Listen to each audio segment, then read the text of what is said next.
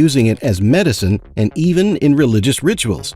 Today, this delicacy is available everywhere on the planet, with companies shipping out as much as 3 million tons of it every year. So how do they do it?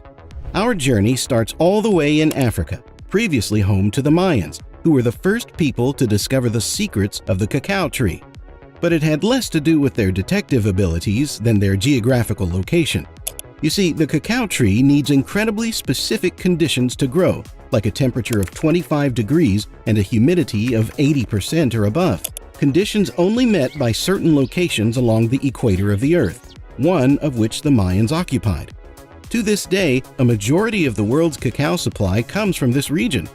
And the way cacao is harvested hasn't changed much since the age of the Mayans either.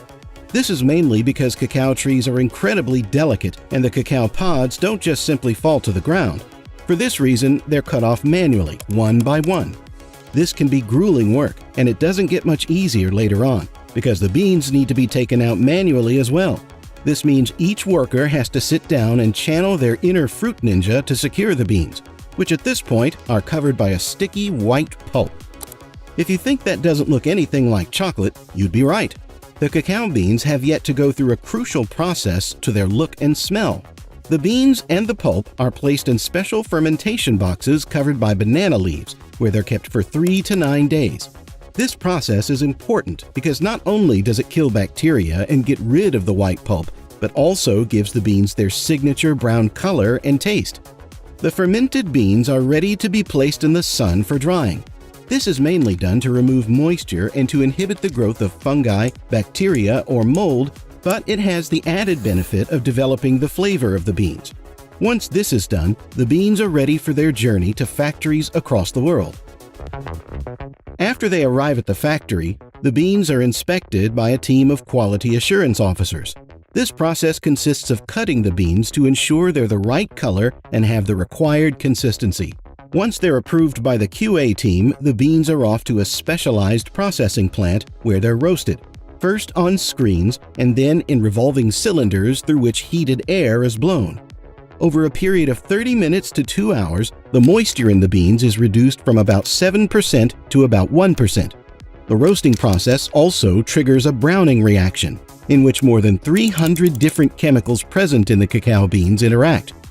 The beans now begin to develop the rich flavor we associate with chocolate.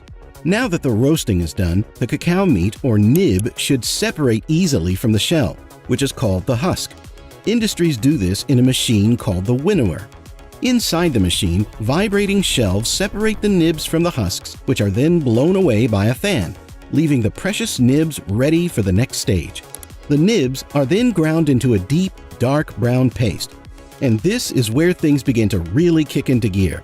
The process changes the composition of the chocolate so that it comes out of the grinder looking like a really thick syrup.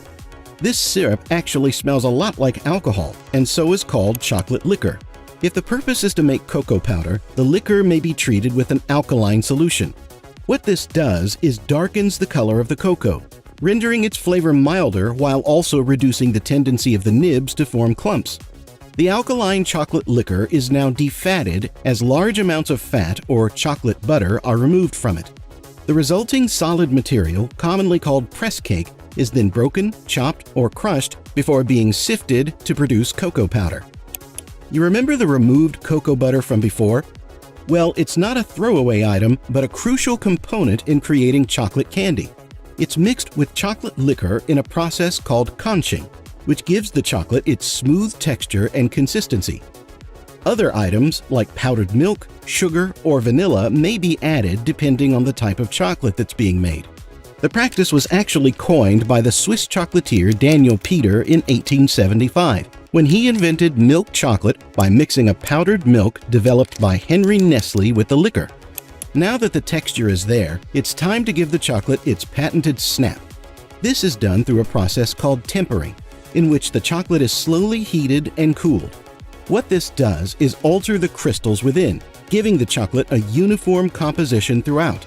Once the chocolate is tempered, it's ready to be poured into molds to make bars of chocolate. A final check is done to ensure there are no air bubbles and the chocolate is pristine. It's then wrapped in foil or paper packaging to keep it fresh. These chocolate bars may look small, but the industry makes up to $50 billion a year. If you make that many